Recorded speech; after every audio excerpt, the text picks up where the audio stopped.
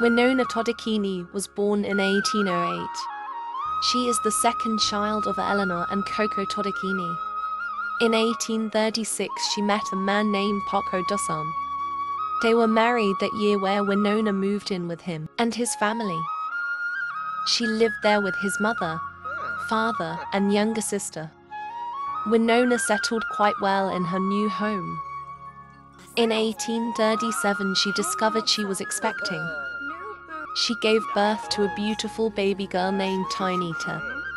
Tinita was the firstborn on both sides of the family, so everyone was excited to meet her.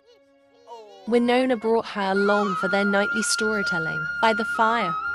At home, Paco's family helped with the baby as much as they could. They were a big help. That next year, Winona's older sister Muriel was having a baby. Winona had come over to support her during the labor. When everyone left to investigate her father's incident, Winona agreed to stay with her sister. Her sister had a very difficult birth, and she didn't want her to feel any more stress, but she was extremely worried for her father. After Muriel went to sleep, she waited for everyone's return. Muriel's husband had come back and told her her father did not make it. Winona was devastated and blamed Onacona for him being out there in the first place. Onacona argued with her as if his excuse was reasonable at all. Eleanor stopped them before the argument could get any louder. Winona hated how calm she was. She told Winona to go home and get some rest. But Winona could not sleep that night knowing her father was gone. Paco was there to comfort her in her grief. The death was really hard on her. After her father's passing, Winona stayed at home for a while. She would only visit her family on certain occasions. She loved her family and wanted her daughter to spend time with them. But Winona was still upset with her brother. She blamed him for her father's death. Still, she didn't let her feelings get in the way of spending time with everyone else.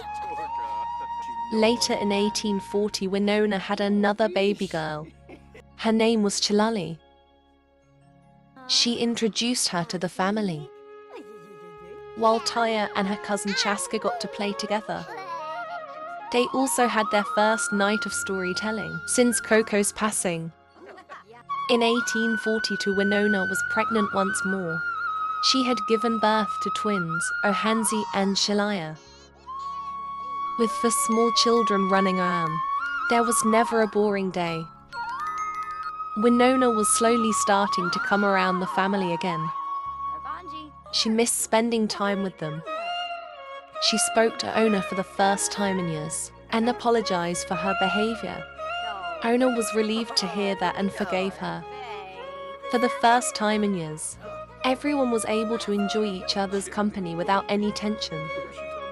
With all the love they share for one another, the family was whole once again.